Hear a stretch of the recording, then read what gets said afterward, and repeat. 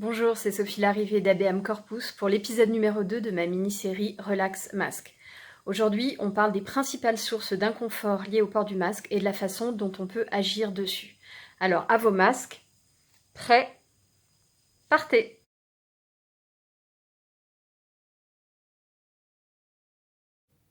La plainte qui revient le plus souvent par rapport au port du masque, c'est probablement cette sensation d'avoir du mal à respirer, voire cette sensation d'oppression.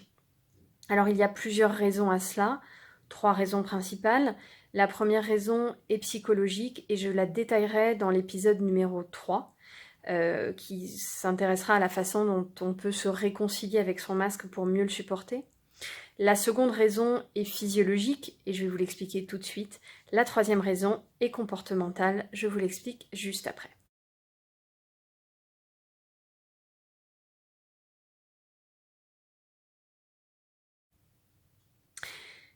Alors, cette raison physiologique a votre envie de respirer plus forte, qui donne cette sensation d'avoir du mal à respirer parce qu'on est comme essoufflé, voire on se sent oppressé dans sa respiration. La cause de ce phénomène-là, physiologique, c'est la présence dans notre corps de ce qu'on appelle des chémorécepteurs, qui sont des petits capteurs capables de détecter une infime variation de CO2. Vous vous rappelez, on a déjà parlé du fait dans la première vidéo que le tout petit surplus de CO2 qu'on inspirait avec un masque n'était pas dangereux.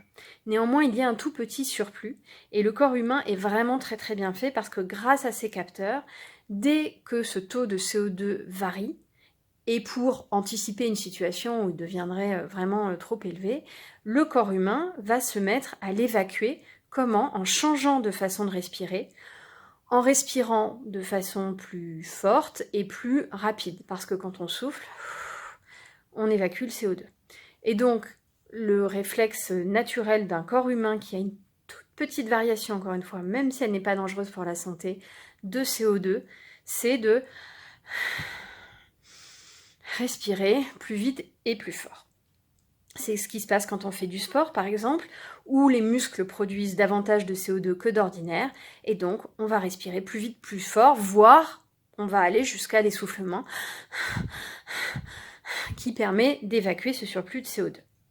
Donc c'est un mécanisme complètement naturel, ça n'est pas dangereux, c'est vrai pour tout le monde, mais on y est plus ou moins sensible, d'accord ? Si tout le monde y est plutôt très sensible, il y a quand même des variations individuelles dans la sensibilité au CO2.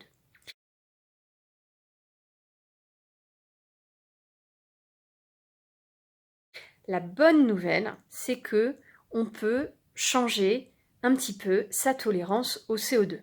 On peut même la changer beaucoup parce que nous, en apnée, on fait des exercices spécifiques qu'on appelle des exercices hypercapniques pour nous habituer à la présence de CO2 dans notre corps et pour faire en sorte que ça ne nous donne pas envie de respirer trop vite.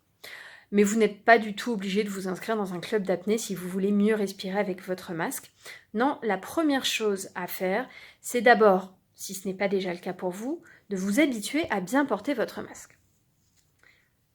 Parce qu'en effet, si vous portez votre masque comme ceci, le plus souvent, ou comme ceci, non seulement ça ne sert à rien pour protéger les autres du virus et puis pour vous protéger vous-même, mais en plus, ça ne vous permet pas de vous habituer, rappelez-vous, à ce tout petit supplément d'espace qui n'est pas utile pour la respiration et donc à l'augmentation très légère du taux de CO2 dans votre corps.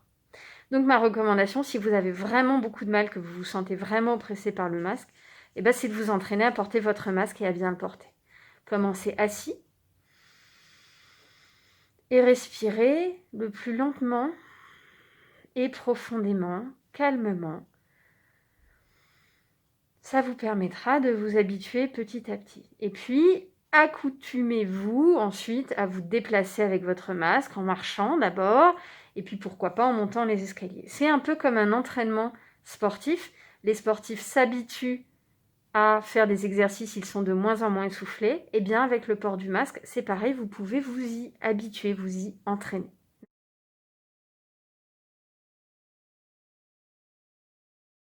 L'autre chose que j'évoquais par rapport à ce port du masque, c'est la rapidité de la respiration.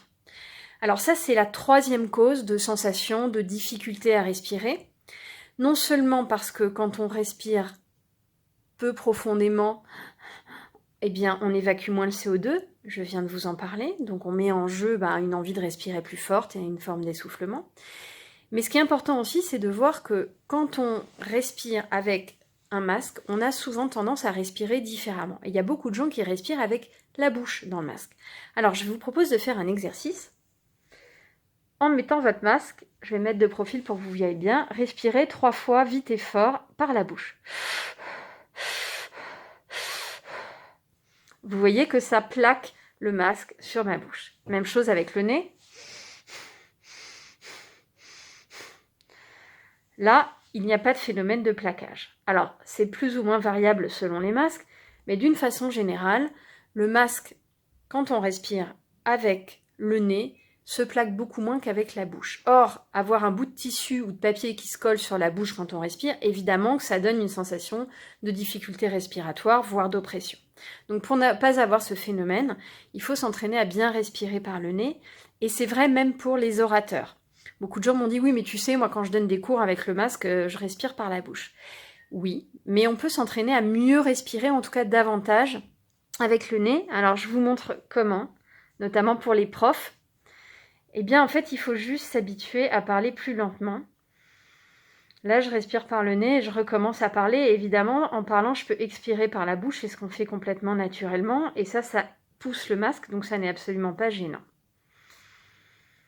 Et puis, j'ai respiré par le nez et là, je poursuis mon discours. Et donc, vous voyez que là, il n'y a aucun phénomène de plaquage. Je vous invite vraiment à essayer. Donc, 3 possibilités pour moins se sentir oppressé ou avoir moins de difficultés à respirer avec le masque. 1. Regardez l'épisode 3 que vous pourrez voir bientôt pour travailler sur cette partie un peu psychologique. 2. S'entraîner à porter le masque. Voilà, véritablement comme on ferait un entraînement sportif. 3.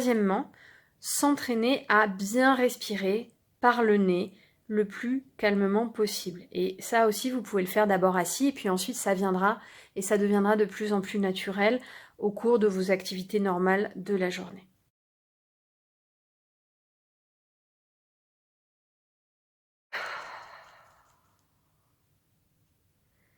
Quelque chose que j'entends beaucoup à propos du masque, c'est que ça tient chaud et que ça donne soif. Alors, que peut-on y faire ? D'abord, c'est pas dans la tête. Quand on porte un masque, c'est comme si on portait un vêtement, ça nous protège des échanges thermiques avec l'air, donc cette partie se refroidit moins, et en plus, on souffle un air à température du corps, donc chaud, à l'intérieur de son masque. Il y a 2 petites choses qui permettent quand même d'améliorer le confort par rapport à la chaleur. D'abord, c'est le choix du masque. Il faut tester masques chirurgicaux ou masques en tissu, sachant que le masque en tissu est quand même mieux d'un point de vue écologique. Il existe plein de types de tissus différents. Donc si vous souffrez vraiment de la chaleur dans le masque, ça vaut le coup d'essayer de trouver le masque qui sera le bon pour vous, qui sera le moins chaud possible. Autre chose, la respiration calme dont je parlais tout à l'heure, c'est-à-dire lente et profonde, ça a un effet relaxant sur l'ensemble du corps. Et donc quand un corps est un petit peu relâché, vous l'avez peut-être déjà expérimenté si vous avez fait de la relaxation, il se refroidit un petit peu. D'une certaine façon, on s'agite moins, on fait moins d'efforts, et donc, même si c'est infinitésimal, ça permet d'avoir un petit peu moins chaud. Si vraiment vous êtes embêté avec ça, je vous invite à attendre la vidéo numéro 5, dans laquelle je ferai un exercice d'hypno-relaxation avec un exercice pour sentir une forme de fraîcheur à l'intérieur de son masque. Ça devrait vous aider à supporter cet inconvénient. La sensation de soif, elle intervient principalement chez les personnes qui ont l'habitude de s'hydrater très régulièrement. C'est peut-être votre cas si vous avez toujours une bouteille d'eau posée sur votre bureau et que vous buvez tous les quarts d'heure ou toutes les demi-heures. Évidemment, quand on porte un masque, c'est beaucoup plus compliqué de faire ça. Et ça n'est pas conseillé puisqu'on n'est pas censé retirer son masque régulièrement. Il faut donc simplement compenser la non-prise de liquide due au port du masque en buvant davantage lors des pauses sans masque ou par exemple avant sa journée de travail ou lors de ses repas. Et donc dès que vous ne portez pas le masque, profitez-en pour boire de l'eau, du thé ou ce que vous avez l'habitude de boire au bureau.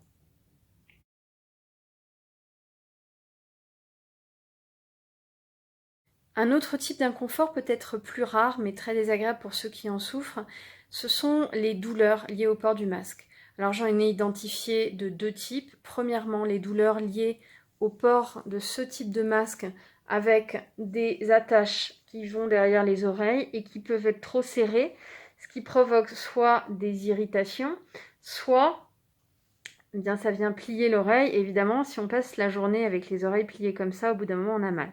Donc là, la seule solution, c'est de se trouver un masque à sa taille ou d'en fabriquer un en changeant les attaches si on n'en trouve pas avec des attaches assez grandes. Deuxième type de douleur, des tensions. Des tensions qui viennent s'installer dans toute la zone autour des oreilles, au niveau de la mâchoire, certains muscles du cou, de la nuque et puis de toute la zone crânienne. Ces tensions sont liées à un certain nombre de phénomènes qui sont notamment inconscients, mais aussi parce que parfois on modifie sa façon de respirer.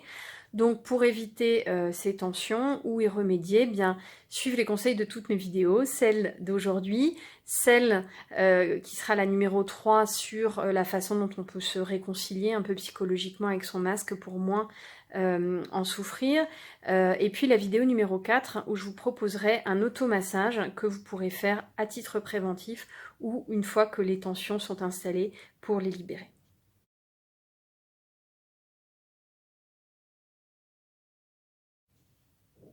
L'une d'entre vous m'a suggéré d'ajouter aux inconforts que je listais les irritations.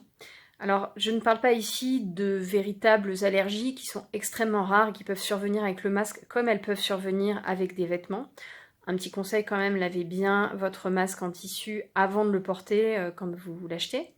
Je parle là des irritations telles que celles qu'on peut d'ailleurs avoir en sport quand on fait des mouvements répétitifs et que y a un vêtement qui frotte sur nos bras, sur nos jambes, quand on a des frottements avec nos combinaisons d'apnée. Donc dans ces cas-là, le conseil que je peux vous donner, c'est de choisir un masque bien adapté, un masque qui ne bouge pas trop sur votre visage mais qui ne soit pas non plus trop serré. Et deuxièmement, n'hésitez pas à protéger votre peau avec quelque chose qui empêche les frottements. Nous en sport, on utilise beaucoup le beurre de karité ou l'huile de coco, qu'en plus vous pouvez choisir bio. Ce sont 2 types de produits qui restent très longtemps sur la peau et qui protègent vraiment bien des irritations. Oui, ça fait briller un petit peu, mais ça sera sous votre masque, donc d'un point de vue esthétique, de toute façon, ça ne se verra pas.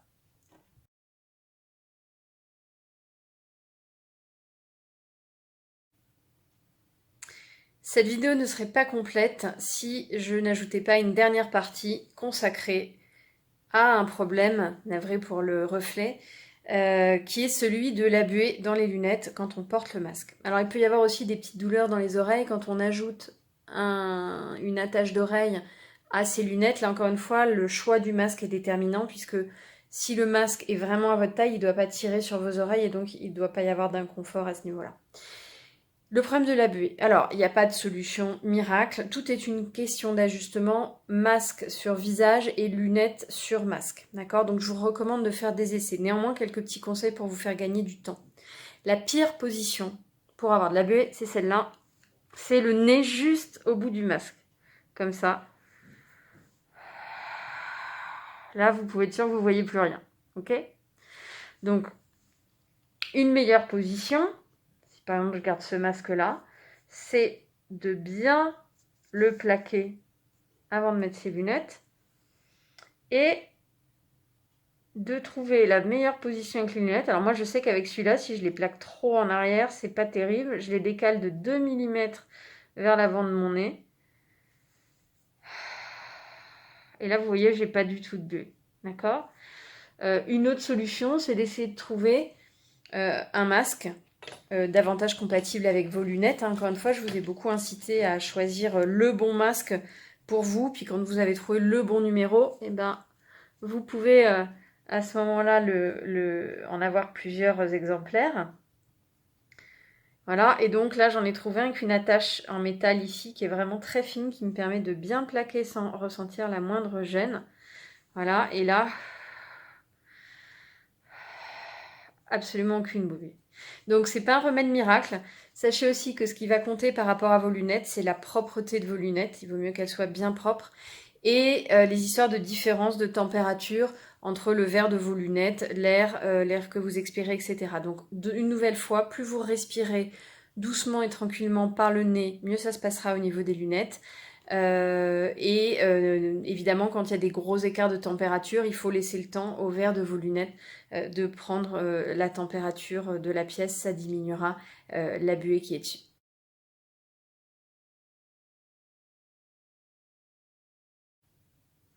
Voilà, c'est terminé pour l'épisode numéro 2 de Relax Masque.